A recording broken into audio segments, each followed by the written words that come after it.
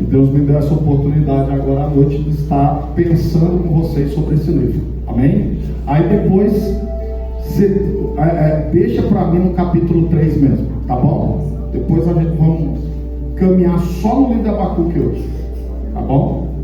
Diz assim na minha Bíblia, pode acompanhar por cima aqui se você quiser. Ouvindo eu, o meu ventre se comoveu, a sua voz tremeram os meus lábios, entrou a podridão nos meus ossos, e estremeci dentro de mim. Descanse eu no dia da angústia, quando ele vier contra o povo que nos destruirá. Verso 17, esse você conhece. Porquanto ainda que a figueira não floresça, nem haja fruto na vide, e o produto da oliveira minta, e os campos não produzam mantimento, as ovelhas da malhada sejam arrebatadas, e nos currais não haja vacas, todavia eu me alegrarei no Senhor, exultarei no Deus da minha salvação. E olha o verso 19, que riqueza, irmãos. Yahvé, o Senhor, é a minha força, e fará os meus pés como das corças, e me fará andar nos lugares altos. Amém, queridos? Você senta glorificando o nome de Jesus? Louvado seja o nome de Jesus.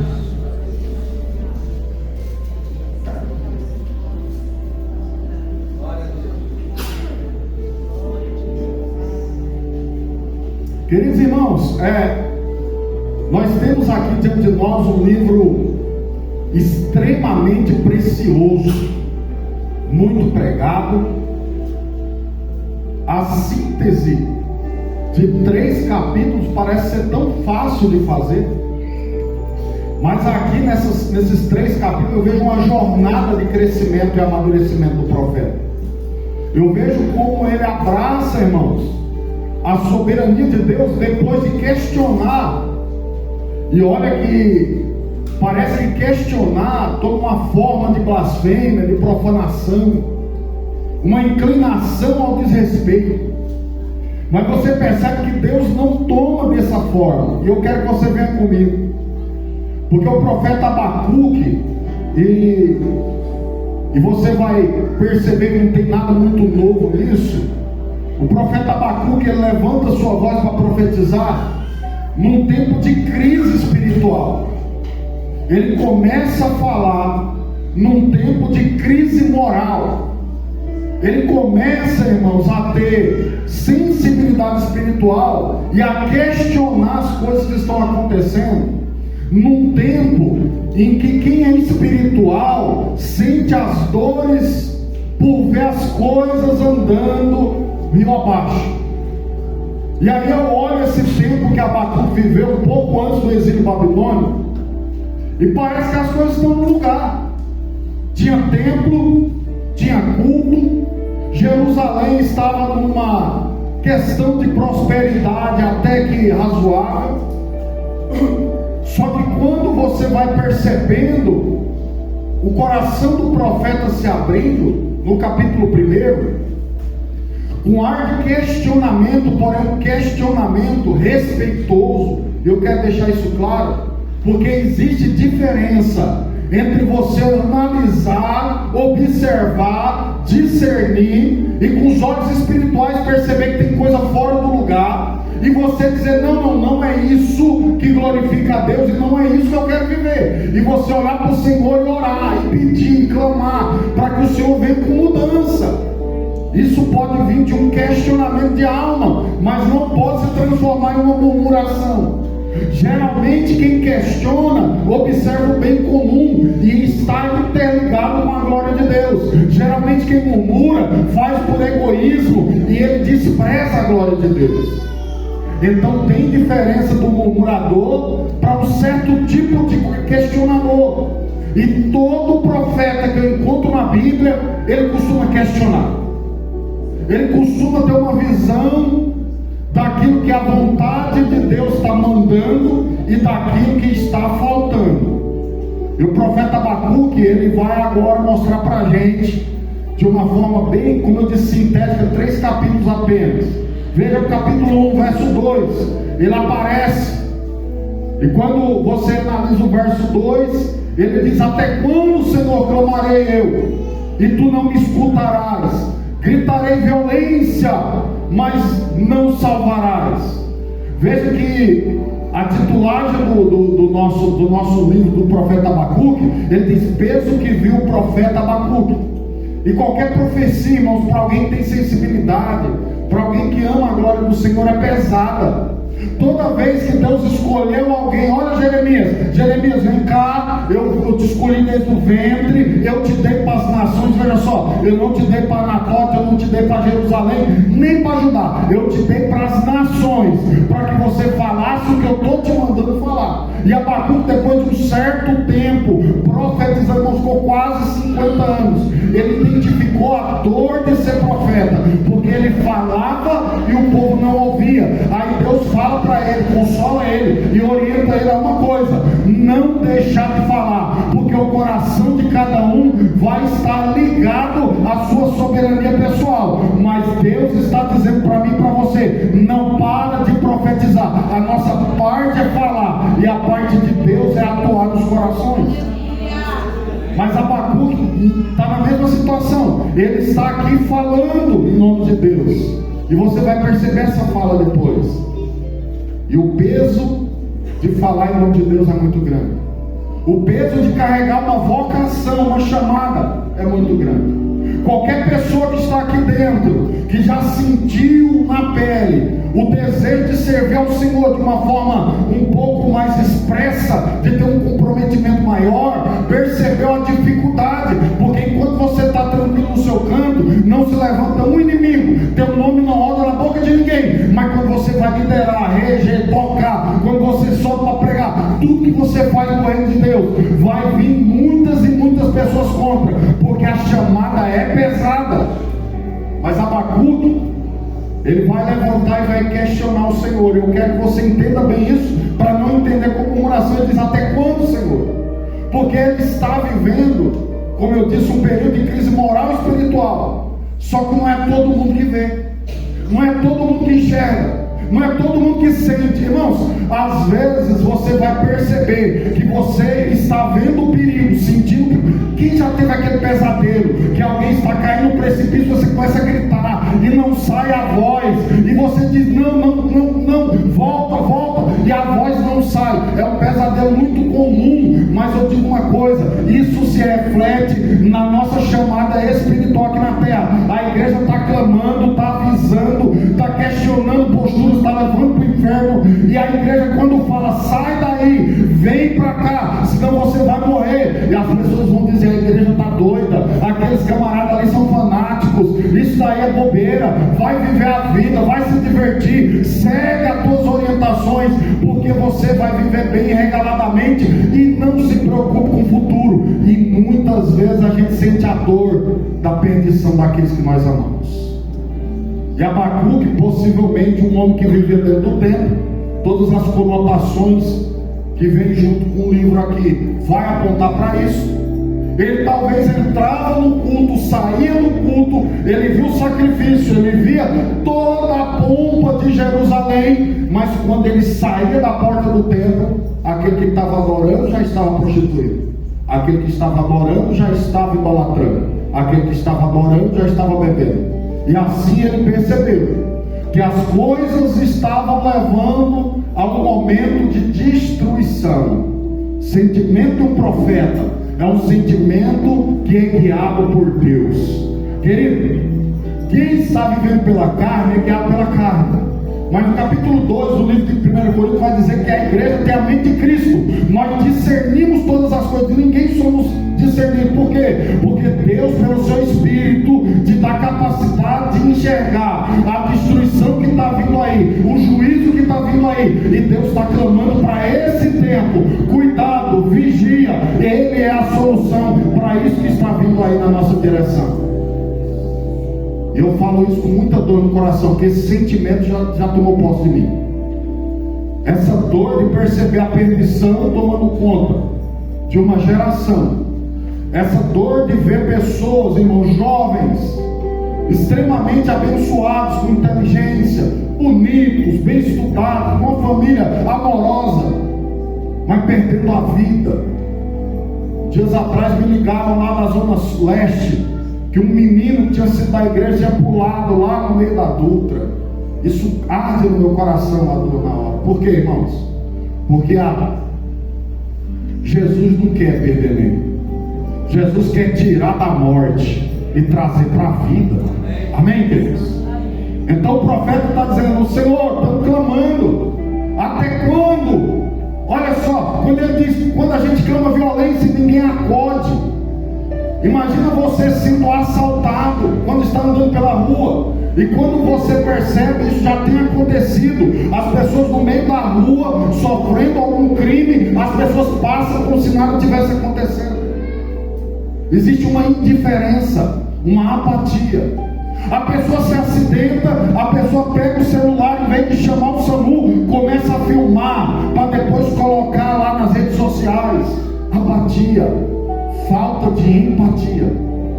E ele está dizendo: não, eu estou preocupado com a minha geração, eu estou preocupado, e eu estou clamando, Senhor, até quando? Quando o Senhor vai responder? Só que Deus tem resposta para o profeta, e Deus tem resposta para uma igreja que clama pelas almas que estão sofrendo. A igreja não fracassou e não fracassará. A missão da igreja ainda se cumprirá.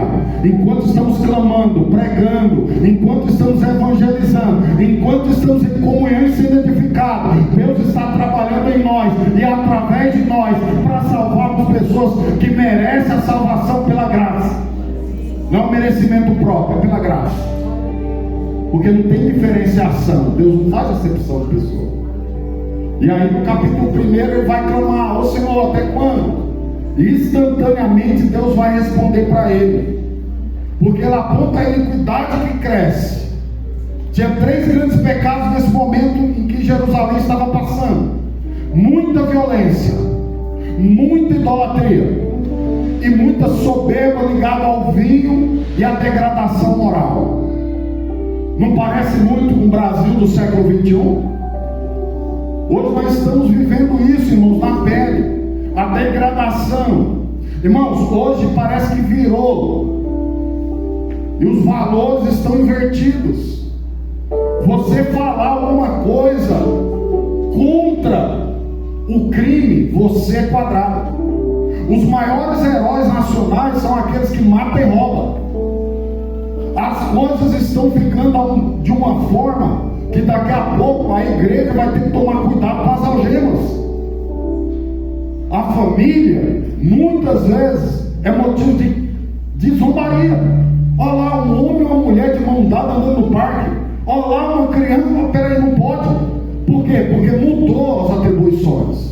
E eu vou dizer para você, pode mudar aqui na terra, mas no céu nunca mudou. Ainda é do mesmo jeito. Jesus ainda tem no seu coração a família, papai e mamãe, gerando filhos abençoados, para poder nós povoar a terra e povoar o céu.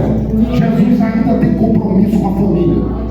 Ele ainda ama a família. Família é um projeto do coração de Deus. Mas só que tem muitos no nosso meio mesmo que está com medo de falar sobre isso. Peraí, é politicamente incorreto. Vamos dizer que está tudo certo. Só que aqui o Abacuque está clamando a Deus, dizendo: Senhor, eu não posso resolver a violência, a degradação moral eu não dou jeito, mas quando o Senhor responder meu clamor, tudo isso aqui vai mudar. E Deus olhou para o coração do profeta e disse assim: eu vou te responder agora. É esse o negócio, irmãos. E quando Deus responde, verso 5, Deus aparece na história, no verso 5, porque ele vai dizer no verso 1 ao 4, ele clama, ele aponta para a violência, ele aponta para a degradação, ele olha a situação do justo que é perseguido pelos injustos, e aí Deus responde para ele de uma forma muito interessante. Porque Deus olha para ele e fala assim: levanta um pouco os olhos. Deus diz para ele: vede entre as nações, e olhai, e maravilhai-vos, e admirai-vos, porque realizo em vossos dias uma obra que vós não crereis quando vos for contado. Sabe o que é que Deus está dizendo para o profeta? Você está olhando para baixo, irmão. Eu sou dono da história ainda.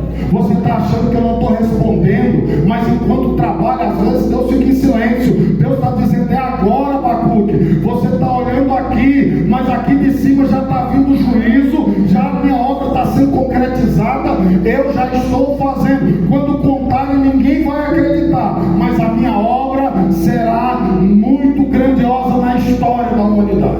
Isso vai acontecer. Irmãos, Deus não vai fazer remendo, Deus vai resolver a situação. Deus não vai agir, irmãos, ou reagir às situações humanas. Ele já tem um plano lá na eternidade. E nada pega Deus de surpresa, Ele é onisciente. E nada sai das suas mãos, Ele é onipotente. Então, irmãos, às vezes você se desespera. E eu entendo que a nossa parte humana tende ao desespero. Mas eu quero te dizer agora, se você olhar um pouquinho mais para cima, você não vai se desesperar, porque Deus ainda está no controle da tua vida. Deus ainda está no controle das ações. Glória a Deus. Aleluia. Glória a Deus. Isso é uma questão tão interessante para mim que você não entende, é muito pessoal. Um pouco antes do meu pai morrer, ele começou a ficar com pânico. E ele tinha alguns pontos de comércio. Ele tinha dinheiro, ele tinha casas. E lá nas décadas de 80, plano cruzado, inflação alta, ele chegava em casa e dizia: nós vamos passar fome. Mas ele tinha dinheiro. Aí depois, ele com 45 anos de idade dizia: estou ficando velho, como é que eu vou sustentar vocês? E todo dia ele fica com um medo diferente, até que ele sucumbiu à depressão, à ansiedade e deu um tiro na cabeça. E até hoje eu faço uma reflexão sobre isso, porque, irmãos, meu pai não conhecia Deus, nós conhecemos. Nós sabemos que pode a economia mundial implodir, Deus ainda sustenta a igreja. Pode a segurança do mundo, irmãos, ser abalada, Deus é a nossa segurança. Aqui embaixo, irmãos, não tem nada que nos segure. Somos peregrinos e forasteiros. O nosso lar é no céu, é de lá que vem a nossa segurança. Então, Abacuque clama: o Senhor não está vendo? E Deus está dizendo: estou vendo até demais. Eu já tenho meu projeto pronto. Você que não está enxergando, porque Deus já está enxergando. Quantas pessoas desistem, irmãos, a um passo da vitória, porque Deus já está vendo o final, ainda no começo, mas nós não. Às vezes, irmãos, você está achando que não tem mais jeito, e o jeito é hoje. É hoje que Deus decidiu mudar a tua história. Amém. Glória a Deus. É olhar para cima, porque se você olhar para baixo, certamente você vai desanimar mesmo. Se você colocar a tua segurança, se você colocar as tuas necessidades, se você colocar, irmãos, a tua história na dependência de outro ser humano, irmão, certamente falhará. Nós somos falhos. Isso não depende da nossa honestidade, isso depende, irmãos, da nossa independência. Não temos. Irmãos, eu vou dizer para você que eu vou estar contigo até o fim. E pode ser que eu precise de você antes de você precisar de mim. Eu posso dizer que eu vou te ajudar sempre. Vai chegar o dia que eu não vou ter condição de te ajudar. Por isso que eu digo: não, olhe para mim, olhe para Jesus. Ele não decepciona, Ele não vai faltar nada. E Ele é todo poderoso para fazer aquilo que lhe apraz. A nossa dificuldade é essa. Não dá para depender do primo rico todo dia. Não dá para depender do vereador. Um dia ele vai falhar. Nós, dependendo de Cristo, Ele não falhará. Ele vai estar pronto no momento certo para mudar a tua história. Mas Abacuque, ele está no começo de uma jornada. O profeta, ele olha e está dizendo: Senhor, até quando? Deus está dizendo: é agora. Fica tranquilo que eu vou anunciar. Olha. E esse negócio de olhar é maravilhoso, irmãos. A gente não vê quando a gente não olha. A gente não entende quando a gente não dá ouvidos. Por isso que eu falo para a igreja, irmãos, nós temos que refletir, meditar e levantar nossos olhos espirituais para a nossa vida pessoal, para a nossa vida familiar, para a nossa vida eclesial, e vai abrindo o leque. Deus está em todos os aspectos da tua vida. Lá no trabalho Ele é soberano, lá na escola Ele é soberano, lá na tua família Ele é soberano, aqui na igreja Ele é soberano. A tua chamada está na mão de um Deus que pode todas as coisas. E a gente desespera às vezes. Mas Deus está dizendo: olha mais para cima, olha mais para cima, vede, olha, enxerga essa obra que Deus está fazendo. E ele continua, e ele vai declarar para Abacuque um projeto de juízo, porque Abacuque sabe do problema, mas olha que ele não vai apontar nenhum modo, nenhuma situação que vá melhorar. Nós somos assim. Tem um problema de corrupção generalizada, amém, como vai resolver? Não sei. Tem um problema, irmãos, que o salário cada vez se achata e cada vez as coisas aumentam de preço, não sei como resolver. Tem um problema, irmãos, que daqui eu ia aposentar daqui a 10 anos, como mudou as leis, eu vou aposentar daqui a 30, e eu não sei como resolver.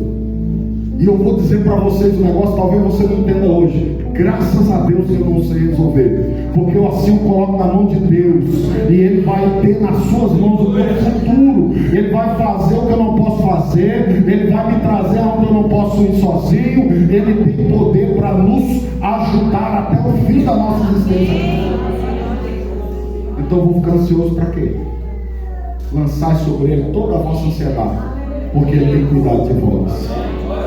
E ele continua falando: olha, eu tenho um plano, eu vou julgar, eu vou trazer os caldeus a Babilônia, porque o pecado realmente generalizou, porque o povo não está me ouvindo. Ele manda profeta após profeta, ele joga profeta na lama, eles jogam profeta no poço, eles matam profeta, eles vão decapitar um, eles vão serrar no meio outro, e Deus está dizendo: eu estou mandando, eles não querem, o juízo está chegando, e chegou.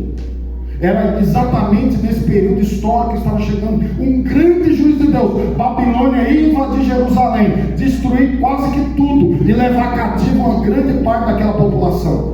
Só que eles não sabiam ainda, porque eles não acreditavam na voz profética.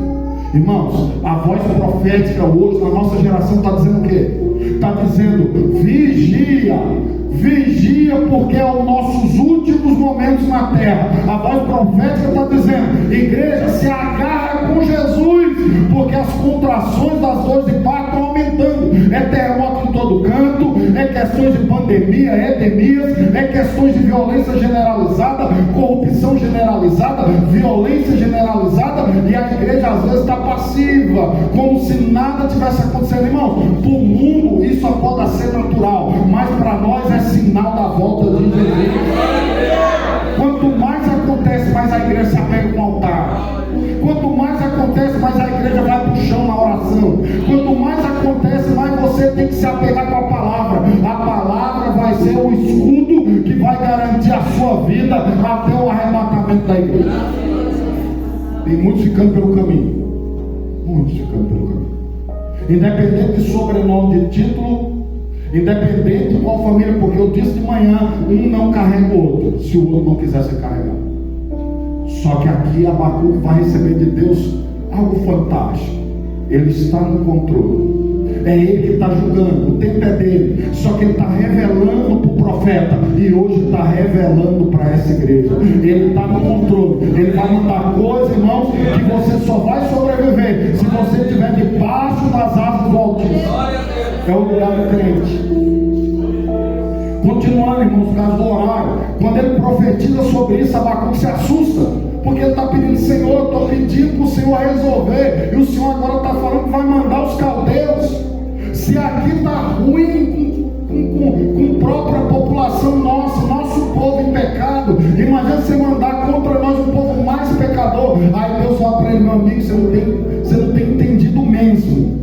Eu sou Deus de Israel, mas Babilônia está no meu controle, a Síria está no meu controle, Medo-Persa está no meu controle, os gregos. Irmão, você não entende. Deus está no controle do mundo. O ateu pode não crer, Deus está no controle da vida dele. O místico, o esotérico, qualquer religião que professar por aí, eles pensam que nosso Deus não existe, mas Deus tem o controle do mundo e da história do mundo. E Ele está dizendo: eu trago os caldeus, depois eu julgo os caldeus. Eu uso os caldeus para ajudar vocês, depois eu mesmo vou ajudar os caldeus. E é isso que Deus faz, queridos. Eu acho interessante que às vezes Deus permite alguém nos importunar para o nosso crescimento, e depois Deus remove. Deus primeiro te ensina e depois tira aquilo que Ele usou pedagogicamente para te ensinar. Deus te leva para um deserto, permite um espinhozinho na carne, mas depois Ele vai remover tudo isso após o seu crescimento e aprendizado. Irmãos, então no capítulo 2 já chegando, para você entender o que Deus está fazendo, Ele olha para Abacuque e fala assim: você já entende essa geração, que quanto que eles vão sofrer debaixo do juízo? Sim, então pega e escreve. Aqui é algo que eu quero que os irmãos me entendam. Isso aqui é primordial. Verso 2 do capítulo 2. Então o Senhor me respondeu e disse: escreve a visão numa tábua, escreve de forma tão legível que até quem passa correndo vai conseguir ler. O que é que ele está dizendo? Toda a situação só vai ter solução quando o povo aprender a ler a palavra, a entender a minha palavra, a escutar a minha palavra, a obedecer a minha palavra. Deixa eu ver se você consegue me entender. Quando, irmãos, nós estamos na correria do dia a dia, principalmente no século XXI, tudo é muito rápido. As pessoas estão trabalhando 14, 15 horas por dia, estudando mais 3, dormindo 2, para poder ter sucesso. O sucesso não chega. Deus está dizendo: eu vou mandar a palavra, e eu quero que até quem está correndo vai conseguir entender minha palavra. É a palavra que vai proteger a igreja, é a palavra que vai guiar a igreja, é a palavra que vai tirar o juízo de sobre Jerusalém, se eles obedecerem a palavra. E a igreja, irmãos, hoje é um outdoor da palavra. As pessoas têm que entrar aqui dentro, e elas não têm que ficar contentes com a estrutura linda da igreja. Elas têm que receber palavra. Elas têm que sair daqui ministradas pela palavra. Elas, se tiver um momento do culto, não é o melhorismo que vai mudar a vida deles, é a palavra que vai mudar a vida deles. Então escreve. É primordial que todos enxerguem Abacuque. Eles têm que ver que a minha palavra já foi liberada sobre essa geração. Estamos pregando, irmãos, e Deus está colocando no coração dos pregadores. Nós temos conversado sobre isso. Nós estamos falando tanto de escatologia, nós estamos falando tanto de salvação, nós estamos falando tanto de mudança de comportamento, e parece que Deus está colocando isso nos nossos corações. Por que será que o Espírito está colocando isso? Porque estamos nos últimos momentos. É primordial que a palavra seja pregada. Irmãos, nos últimos 15 anos eu vi uma prevaricação de púlpitos. O que é isso? O pessoal pregando caixinha de promessa em cima do púlpito.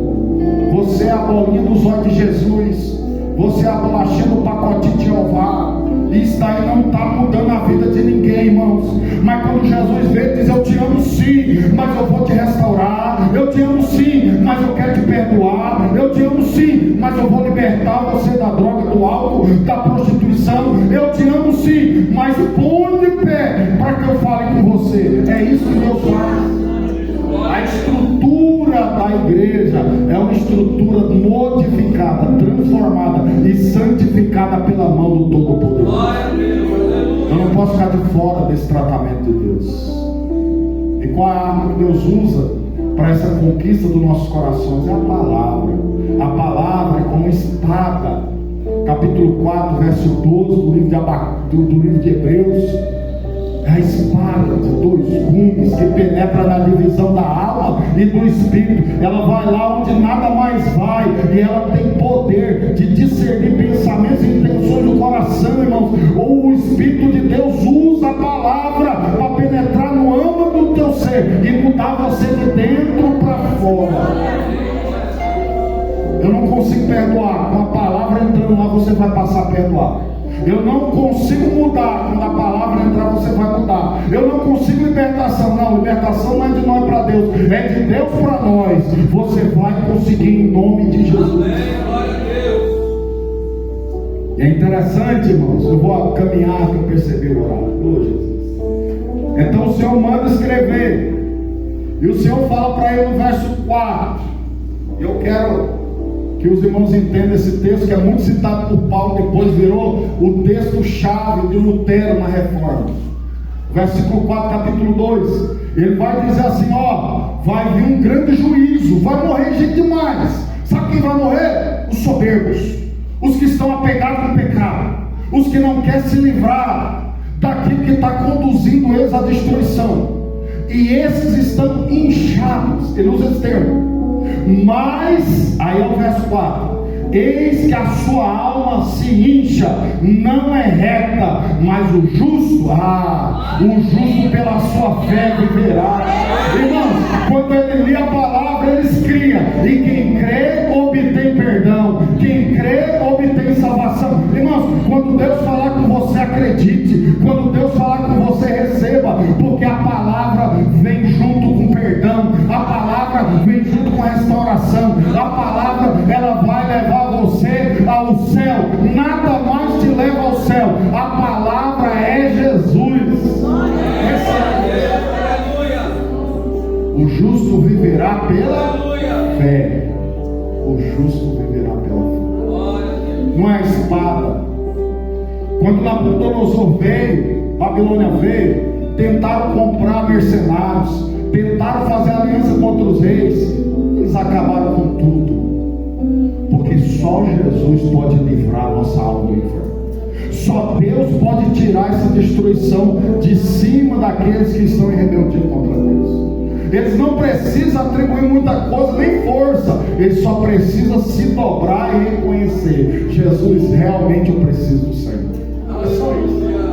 Mas é isso que o ser humano não está preparado para fazer, não é? A grande dificuldade nossa é se dobrar. E Jesus está dizendo: é só isso que precisa. Aquele que confessa e deixa, alcança a misericórdia. Irmãos, capítulo 2, ele tem uma sequência de coisas tão importantes que não vai dar tempo eu falar, mas eu disse que era uma jornada. Capítulo 1 ele clama, capítulo 2 Deus responde, e no final do capítulo 2 ele vai falar sobre a soberba dessa nação, vai falar sobre a idolatria dessa nação, vai falar sobre a vida de depravação dessa nação.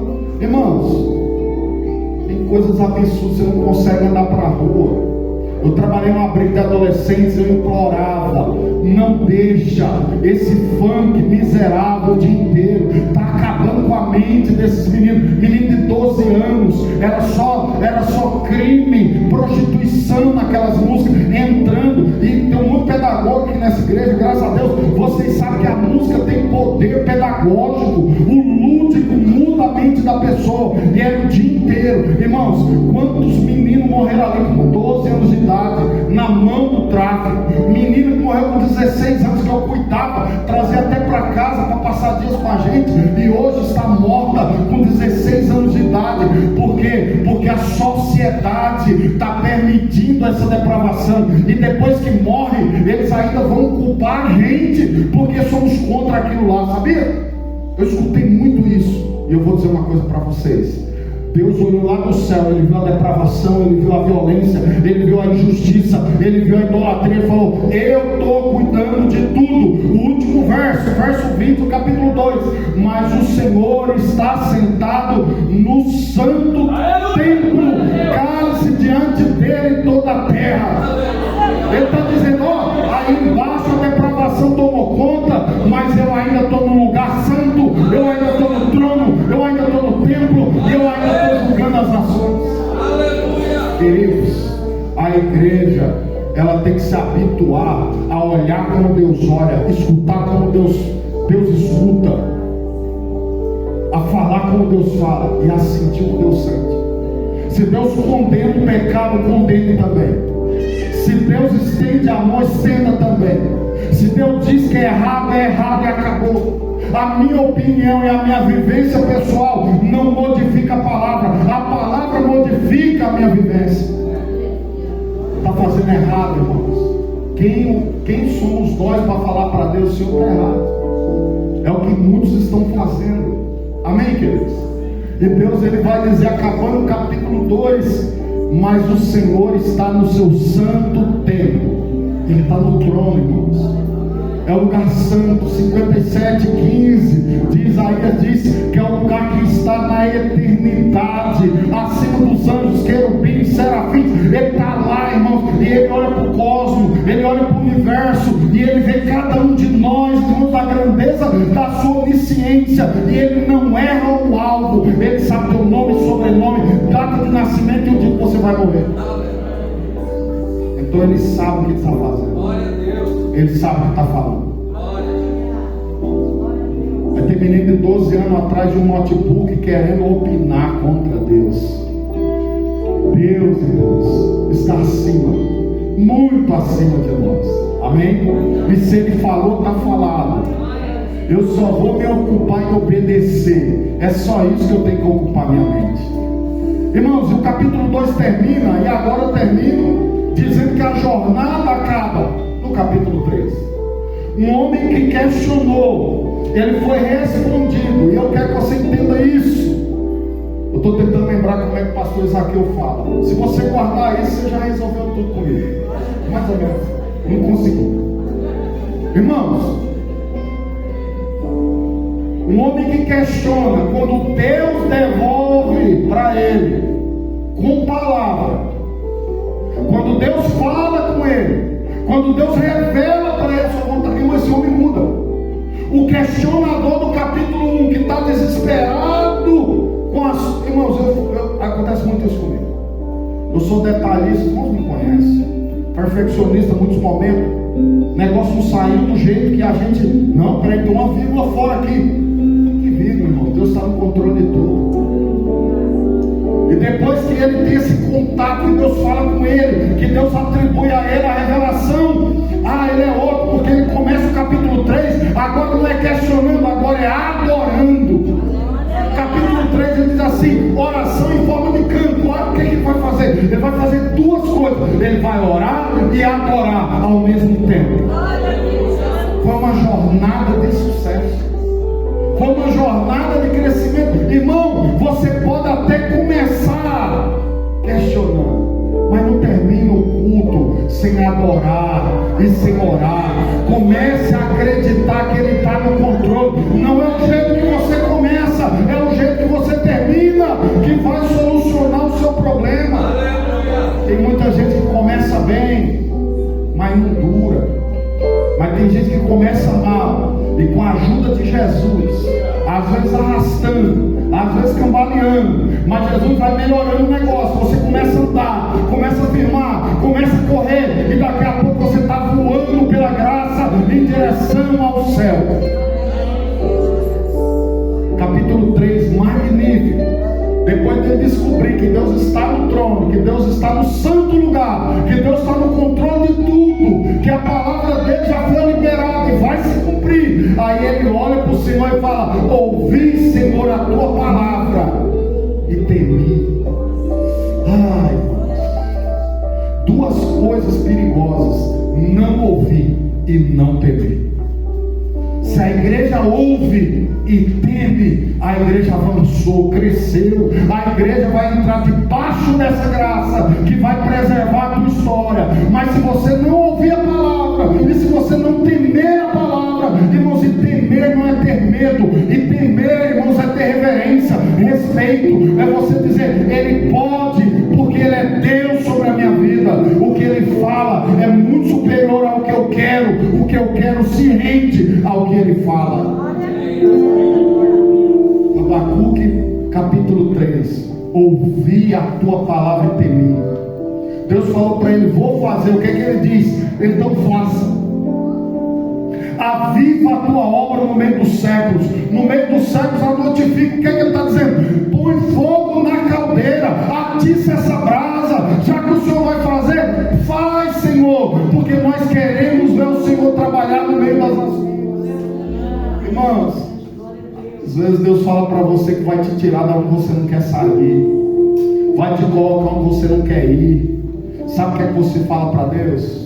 Fala para Deus assim: Senhor, então faz logo. O que o Senhor fizer está bem feito. O que o Senhor mandar está mandado. Eu não vou confiar confiar no que eu quero, eu vou confiar no que você quer. O que o Senhor deseja para a minha vida é perfeito, irmãos. E Deus está fazendo isso na vida de Abacuque. Até juízo, quando sai da minha mão, é bom para as nações. Eu vou curar Israel, eu vou curar Judá, e eles nunca mais vão idolatrar, porque eu tenho poder e eu sei fazer. Esse tempo atrás, Deus tirou um rapaz, nós estávamos cuidando da rua. O rapaz estava numa situação, e era um menino bom, que eu gostava muito, mas entrou no parafuso. Ele foi preso. E os meninos falavam assim: tadinho, fulano foi profeta. Tadinho não, é um tratamento de Deus. Passou alguns dias, ele saiu gordinho, bonitinho, se livrou da droga, trabalhando. Aí ele falou assim: graças a Deus, porque aquilo ali preservou a minha vida. Às vezes, irmãos, o que está acontecendo com você hoje, você não entende, não precisa entender, só precisa crer que Deus está no controle. Deus está no controle, irmãos. Na mão de Deus até desemprego é abençoador para a nossa alma. Na mão de Deus o que Ele tira é tão bom como aquilo que Ele dá, porque é Deus que está fazendo. A Abacuque está entendendo isso, e Ele está dizendo: ó, eu ouvi e temi, então faz do teu jeito, Senhor. Atiça essa obra, põe essa brasa nessa caldeira, faz funcionar esse plano, porque o teu plano é perfeito. Irmãos, não sei se você sabe, eu vou pular para o fim do texto. Os próximos versículos, Abacuque ele vai trazer um apanhado da história de Israel. Ele vai trazer desde o deserto, lá de Êxodo, Números, Deuteronômios, até o tempo recente.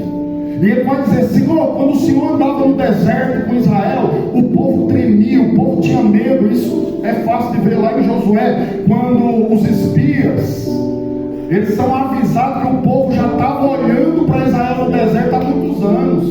E o povo diz assim: ei, aquele povo que tem um Deus todo poderoso andando com eles, e eles tinham medo. As tendas e puxando tremiam quando ouvia falar de Israel, porque Israel tem Deus, porque o Deus de Israel é tremendo. E a igreja também, irmãos, quando está na oração, quando está na obediência, quando está cheia de um avivamento alto, quando ela anda, irmãos, as pessoas ao nosso redor, elas começam a entender que o nosso Deus faz, que o nosso Deus liberta, que o nosso Deus cura. A maneira como vão olhar para a igreja, elas vão entender o Deus da igreja que se manifesta. E é isso que eu tenho pregado. Talvez você não entendeu ainda, irmãos. Viver dignamente conforme a nossa vocação, porque Deus está se manifestando através de você. E terminando esse aspecto histórico, irmãos, chega no texto que eu li com os irmãos, porque ele diz, o verso 16 que eu li, eu encerro nesse pequeno texto. Ele diz assim, que ele escutou a narrativa da profecia, da revelação de Deus. E ele vai dizer que dentro dele o ventre se comoveu, ele se derrete por dentro. Tem muita gente por aí que está vendo um anjo de uma asa só, que está vendo Jeová sentado na cadeira do lado da... E é de boa, tranquilo, sem reverência. É igual a oração que o pastor Cristiano está falando aqui. É muita irreverência, muito irreverente. Parece que não tem... Irmão, que eu ver um anjo eu vou ficar de boa aqui? De boa, não. Nunca. Eu vi a manifestação do Todo-Poderoso. Não, todo mundo na Bíblia que viu a manifestação de Deus se dobrou no chão. Eu sou pecador, e eu vou me dobrar diante dele. Eu vou tremer de respeito, de reverência, porque ele é Deus. Ele se comove dentro de si. Irmãos, mas a estrutura dele não está abalada. Olha o mistério. Ele está ali, irmãos, o estômago está se mexendo. Quando a gente vai pegar o diploma da faculdade, quando a gente chega perto do altar, eu não sei quem treme mais, ou o pastor que está fazendo, ou os noivos quando chegam. E a gente se comove. Só que, irmão, essa comoção não é fraqueza. Porque Abacuque está dizendo o seguinte: depois de ouvir a tua voz, eu até tremi por dentro, mas uma coisa eu tenho convicção: aviva a tua obra. Pode faltar comida, pode faltar os bois, pode faltar tudo, mas o Senhor está no meio do seu povo. Vale a pena esperar no E ainda que, irmãos, tem várias, mas várias variáveis. Irmãos, ainda que venha o desemprego, Deus cuidou de mim. Ainda que venha enfermidade, Deus cuidou de mim. Ainda que me abandonaram, me perseguiram, colocaram meu nome na boca do povo, mas Deus cuidou de mim. Ainda que a tua situação hoje não seja favorável, Deus está cuidando de você. Irmãos, aprenda que o ainda que de Deus vale a pena. Pode ser que o cenário esteja horrível, mas Deus é maior do que o cenário. Deus está acima do cenário. Se você fica olhando para o cenário, você desanima. Olha para Deus, que Ele está acima do cenário. Ainda que, mas quando Ele olha para cima, ainda que falte tudo, verso 17, ainda que a fogueira não floresça, nem haja fruto na vide, o produto da oliveira minta, e os campos não produzam mantimento, as ovelhas da malhada sejam arrebatadas, no currais não haja vaca. Quer dizer, é um cenário caótico de privação. Tudo bem, mas vamos ver o 18. Todavia, glória a Deus, apesar disso, e você viver apesar é difícil. Os filhos em rebeldia, apesar disso, conheci mulheres guerreiras. Por isso que eu tenho esse ímpeto em ajudar as mulheres da igreja, em favorecê-las.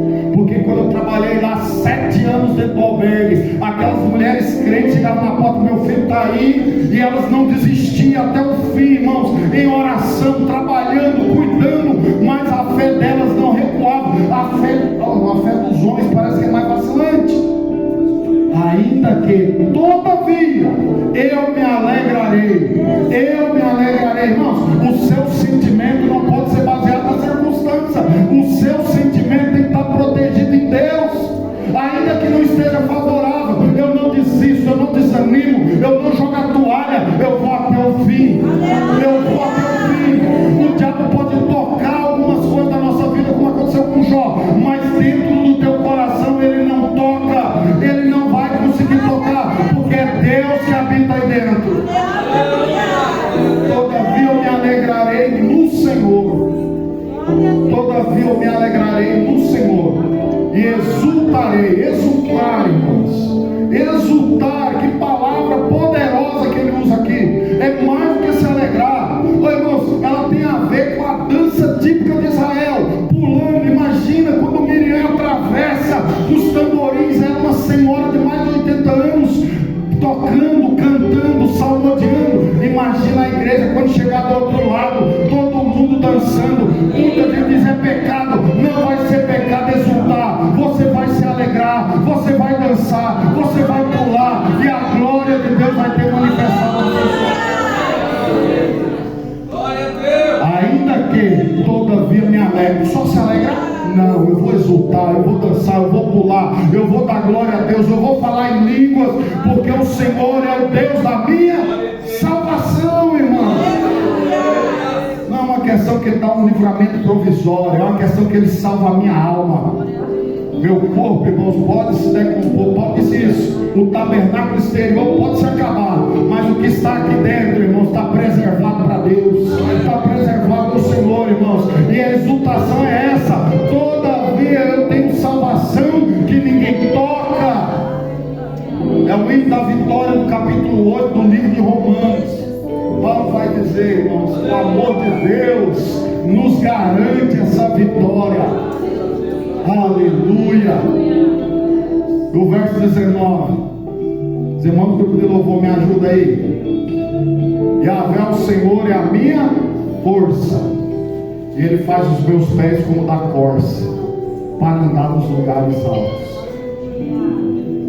Olha a jornada de alguém que carrega o peso da revelação, questiona com muitas lutas o que Deus está fazendo ou deixando de fazer, mas no final da jornada, depois de ouvir a palavra, crer na palavra, abraçar a palavra, ele está dizendo que o Senhor é a força dele. Ele está dizendo que Deus modificou a sua estrutura. Ele agora tem pés como da corça para correr por sobre as montanhas. Irmãos, quando eu comecei a analisar esse texto, eu fiz questão de fazer lá aquela pesquisa básica. E apareceu para mim, irmãos, alguns caprinos, que eu não vou saber que raça que era. Irmãos, pendurada numa montanha, irmãos, que eu não sei como que aquilo era possível. As patas delas adaptadas, ela andava quase, irmãos, quase na horizontal. E elas comiam as coisas ali penduradas, porque elas foram capacitadas. Deus constituiu elas para isso. E aqui Abacuque está dizendo: Deus vai nos dar uma estrutura renovada para andar por lugares que o diabo não anda, que o inimigo não anda, que ninguém sobe, mas quem é crente cheio da presença anda, quem é crente cheio do Senhor anda. Você vai andar nos lugares onde ninguém mais anda. Por isso Paulo vai dizer: nós estamos assentados com Cristo nas regiões celestiais. Irmãos, estrutura, irmãos. Você pode estar aqui sentado nesse banco, mas agora, nesse instante, o céu está aqui. Você está na região celestial. Você está cheio da presença. E você está na presença de Deus. Fique de pé, fique de pé. Vamos adorar. Eu quero perguntar se tem alguém aqui que quer reconciliar com Jesus. Eu vou te dizer, se você está em 6 meses, 7 meses sem tomar ceia, você precisa reconciliar com Jesus. Se você ainda não recebeu Jesus como Salvador, Ele te salva agora. Ele não vai agendar para salvar depois. Ele te salva agora. Só levante sua mão e nós vamos orar por você. Aleluia. Tem alguém que quer Jesus como seu Salvador? Glória a Deus. Jesus que muda as estruturas da tua vida. Aleluia. Glória a Deus.